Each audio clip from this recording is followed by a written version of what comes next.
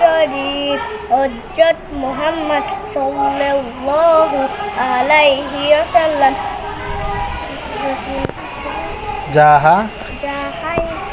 যাহা বলিয়াছেন এবং নির্জীব করেছেন অথবা সাহাবায়ে কিরামদেরকে বলিতে দেখিয়া নিষেধ করেন নাই, তাহাই হাদিস।